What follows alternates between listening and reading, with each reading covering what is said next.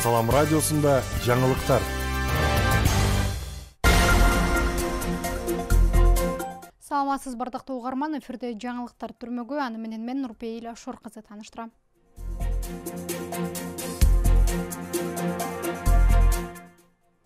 Чүйдө турак үйдөн чыккан өрттө 8 жашар бала чарчап калды. Чүй облусунун Сокулук айылындагы Кайназаров көчөсүндөгү турак үйдөн өрт чыгып, анын кесепетинен 8 жаштагы бала каза тапты. Бул тууралуу Өзгөчө кырдаалдар министрлиги кабарлады. Кырсык тууралуу 5-сентябрдын таңында маалымат берилип, тилсиз жоо саат 10-до өчүрүлгөн. Өрттүн кесепетинен 2015-жылы туулган бала каза тапкан. Тилсиз жоонун себептери жана башка жабыркаган адамдардын бар жогу айтылган жок. Мекеменин маалыматында өткөн суткада өлкө боюнча 6 өрт кырсыгы катталды.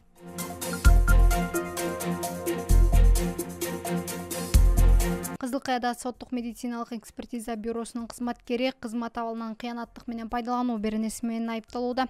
Бул тууралуу Улуттук коопсуздук мамлекеттик комитетинен билдиришти. Маалыматка ылайык, Кызылкая шаарындагы химиялык лаборатория 2020-жылдан бери иштебей турганын, бирок лаборатория кызматкери маал менен жумуш ордун кыдырып, өзүнүн кызматтык милдеттерин иш жүзүндө аткарбагандыгына карабастан айлык маяны алып жүргөн. Объективдүү жана ар тараптуу тергөөгө чейинки аудиттик текшерүүнүн жыйынтыгы боюнча 1,254,000 сомдон ашуун каржылык мыйзам бузуулар аныкталган.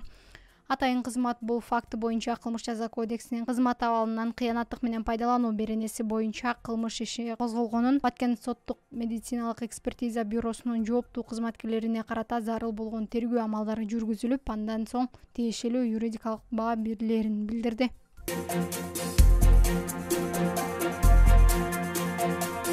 Милициянын көчмө кабылдамасы Баткен районунун чек ара аймактарында иш алып барууда. Бул тууралуу облустук милициядан билдиришти. Ага ылайык Көкташ айылдык милиция кызматкерлери көчмө кабылдама менен чек аралаш аймактардагы Көкташ, Аксай, Орто Боз, Ак Татыр айылдарында жергиликтүү тургундар менен жолукту. Көчмө кабылдама жергиликтүү тургундарга сервистик тейлөө көрсөтүү менен бирге жарандардын көйгөйлөрүн чечүү максатында уюштурулуп, тургундарга уурулуктун, алдамчылыктын, үй бүлөлүк зомбулуктун алдын алуу багытында профилактикалык алдын алуу иштерин өткөрдү. Ошондой эле бул аймактарда жайгашкан мектептерге барып, мектеп окуучуларынын коопсуздугун сактоо максатында алдын алуу иш-чаралары жүргүзүлдү.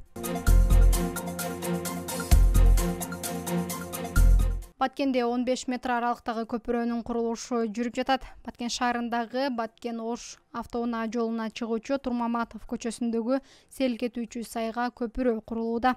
Бул тууралуу шаардык бийликтен билдиришти. Бул катуу селдин кесепетинен ушул жерде сайгын алына курулган көпүрөктөн сел ашып, элдердин коргонуна кеткенине байланыштуу быйылкы жылы өзүнүн бюджеттен акча бөлүп, жалпысынан негизинен 10 миллион тегерегин акчаны жумшап, ушул жерге көпүрөк салынып атат. Бул 7,5 миллион сому бул Баткен облусунун өнүгүү фондунан болуп атат. Калган суммалар жалпысы жергиликтүү бюджеттин эсебинен болуп атат. Күндүн маанилүү учурлары мына ушулар болду. Кайрадан эфир аркылуу амандашканча саламатта туруңуз.